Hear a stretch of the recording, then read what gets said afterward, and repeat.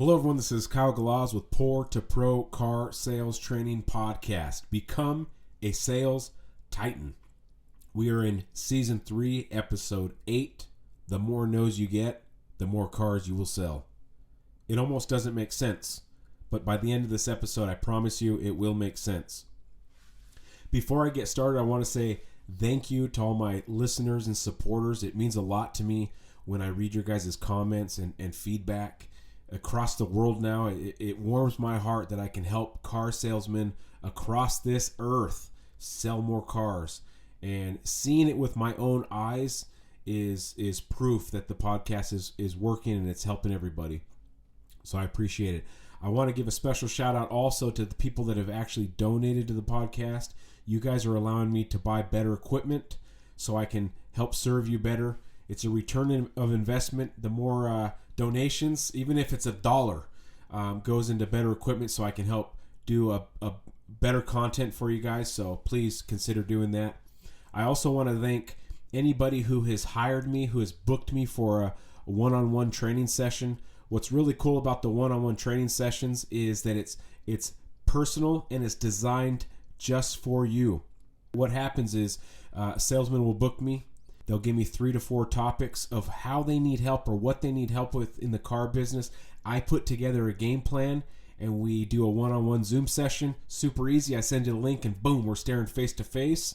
And I record it so you have it on file for as long as you need to watch it to help better yourselves. And proof is in the pudding, right? There's a salesman out of Australia that's booked me twice. He was a 5 to 8 car salesman a month at a BMW store, and now he's hovering around that 15 car range.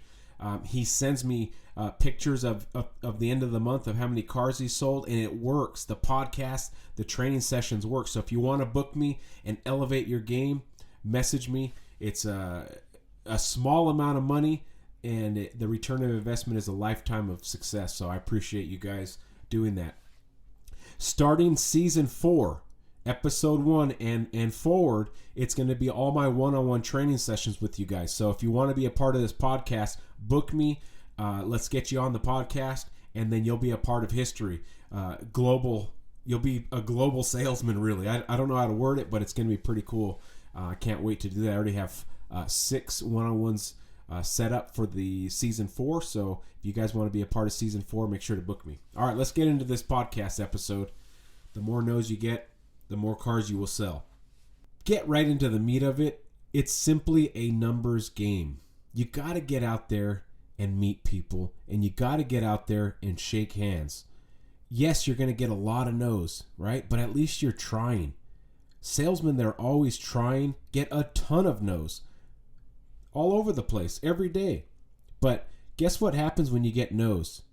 Every once in a while, in the mix of that, you get a yes. You get a sale. So when I look at a salesperson on the lot and I see them hustling all day and they've taken 3 ups and they've done three walk-arounds and 2 test drives and they've written up a customer, I know they are on the cusp of selling a car. Even if those 3 people left and he got 3 no's, that man's brain juices are flowing, his heart rate's going, he's in the game.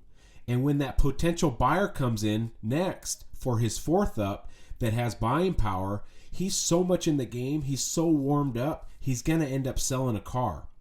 What's really cool about those no's that he got is there's actually a lot of value in not selling a customer a car.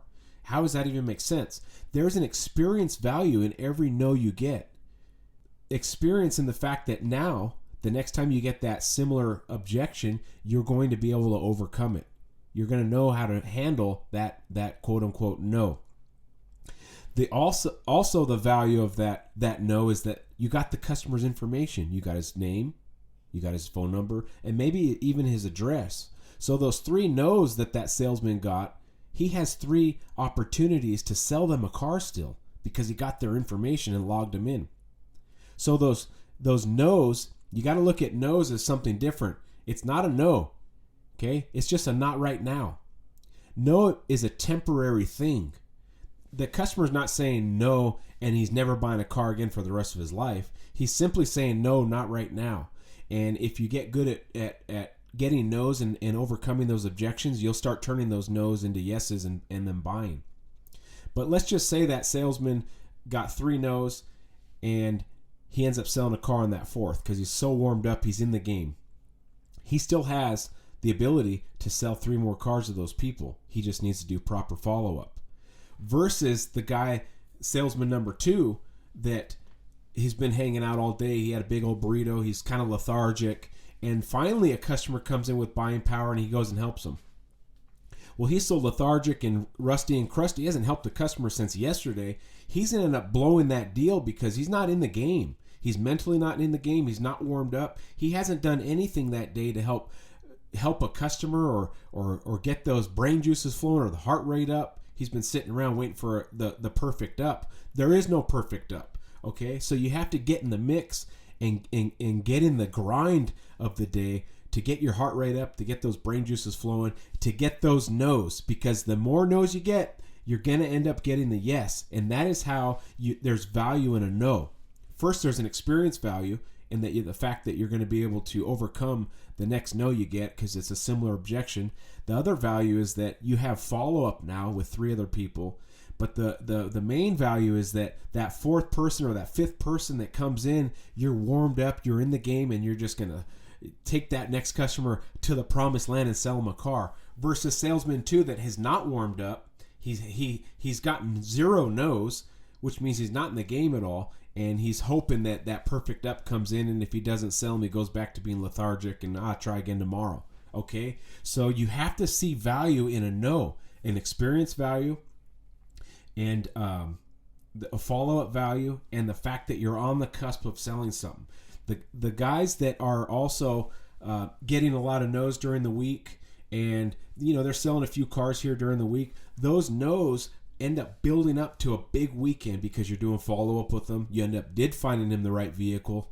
Okay, so some of those no's that were on Monday, Tuesday, Wednesday, Thursday start turning into yeses on Friday, Saturday, Sunday. And that salesperson that I literally see these salespeople with my own eyes end up selling 2 on Saturday, 2 on Sunday, 1 on Monday. They have a 5-car weekend, sometimes more.